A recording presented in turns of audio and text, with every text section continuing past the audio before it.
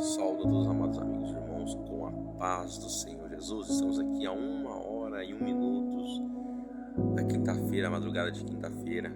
Estou acordado muito quente aqui no interior de São Paulo e aqui na porta de casa está bem fresco, né? Então aproveitei para estar aqui fazendo essa reflexão da palavra de Deus. Eu quero falar sobre a igreja. A palavra de Deus fala que a igreja é o corpo de Cristo. E as pessoas costumam muito dizer que a igreja somos nós. Nós somos a igreja, eu sou a igreja, você é a igreja. Imagine se cada um de nós pudéssemos titularmos como a própria igreja. O mundo estaria perdido porque somos meros mortais, pecadores, dependentes de Deus. Então nós não temos esse direito de falar que a igreja somos nós somos a igreja. Não, a igreja é o corpo de Cristo. E assim como o corpo tem vários membros, nós, servos de Deus, que aceitamos o Evangelho glorioso, a palavra de Deus. Qual Evangelho é este? O batismo em nome de Jesus, como diz no livro de Atos capítulo 2, versículo 38. A saudação com o ósculo santo, com um beijo ali na mão, Romanos 16. O véu para as mulheres ali, 1 Coríntios capítulo 11, versículo 2, 3 a seguir, que fala que a mulher não deve nem orar, nem profetizar sem cobrir-se com o véu, que o véu é sinal de poder por causa dos anjos. A ceia do Senhor não é a santa ceia, que a ceia em si não é santa, porque o pão simboliza o corpo de Cristo, o vinho simboliza o sangue de Cristo. E aí são tópicos importantes da palavra de Deus falando sobre a igreja, o corpo de Cristo, como que o corpo de Cristo, como os membros deste corpo devem estar alinhados com a palavra de Deus para fazer parte deste corpo glorioso que é Cristo. Cristo é o cabeça deste corpo. E nós vamos lá na ceia do Senhor. Os locais costumam fazer a ceia do Senhor de mês em mês, uma vez por semana, a cada 2 meses, a cada 3 meses. A palavra de Deus nos diz: fazer isso em memória de mim. Quantas vezes você faz aniversário no ano?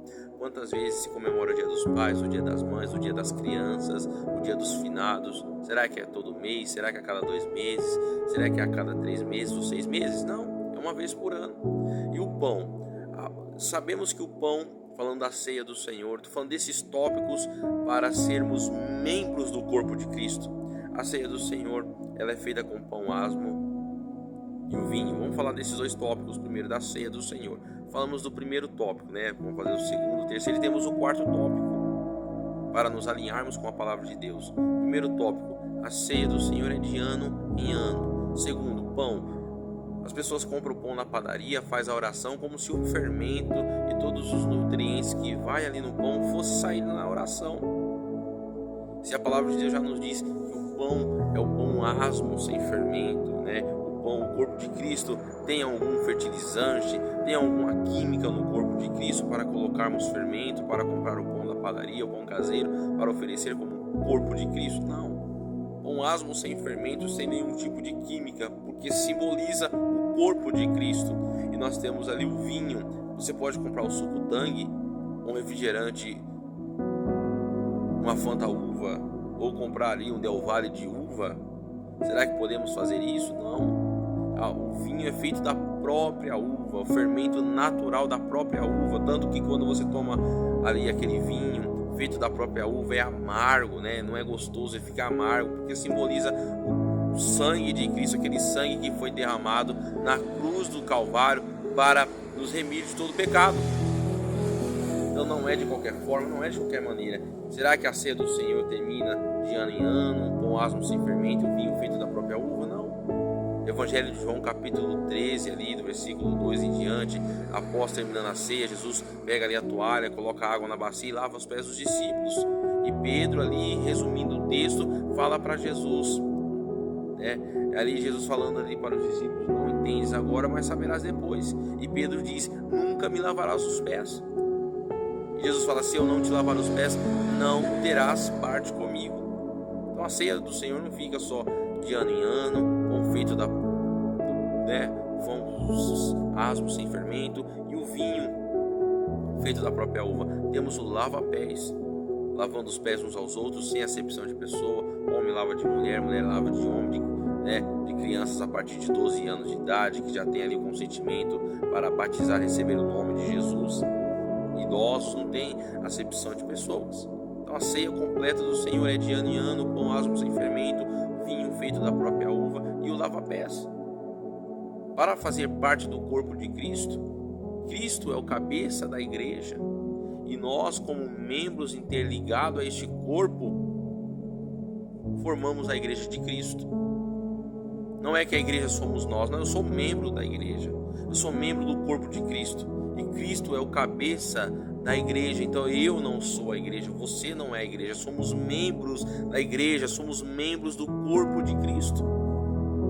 Então as pessoas fazem aí, existe muita rebelião entre líderes denominacionais, e quando existe aquela briga, ele vai lá e abre uma denominação.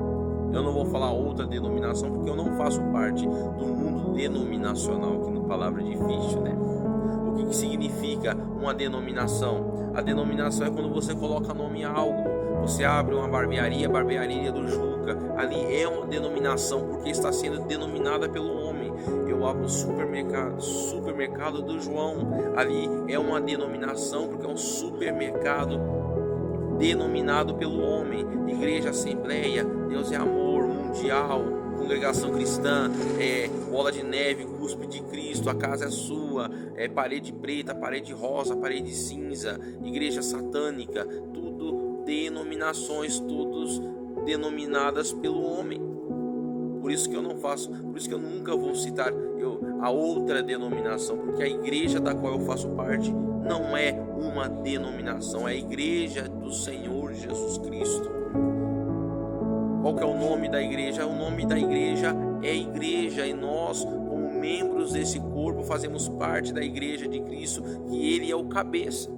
E todas essas doutrinas, vestimentas longas, lá no livro de Apocalipse, nos diz sobre as vestes, né? Quem são estes que estão com essas vestes brancas e compridas? Não vou me aprofundar nos temas de cada texto, mas são doutrinas que nos interligam ao corpo, e como membro do corpo de Cristo, em concordância plena com a palavra de Deus, Cristo, cabeça da igreja, nós como membros deste corpo glorioso, um dia iremos morar com Ele para sempre.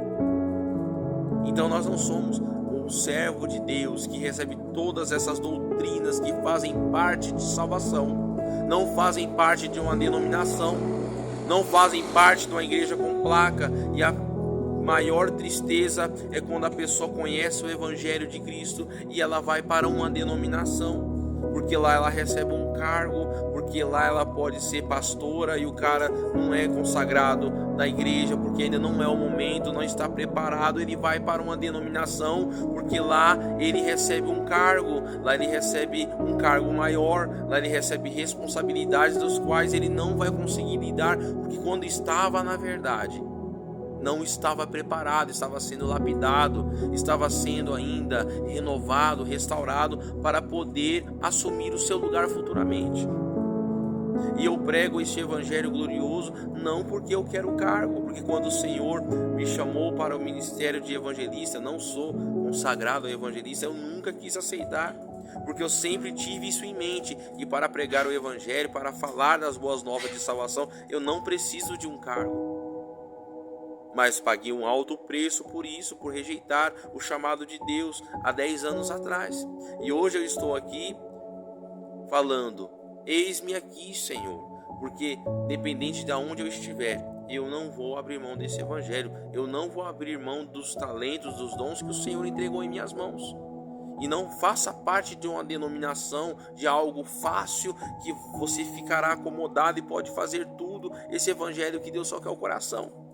Porque com esse evangelho de que só Deus só quer o coração, você vai para o lago de fogo. Será um crente morno e Deus vai vomitar-te.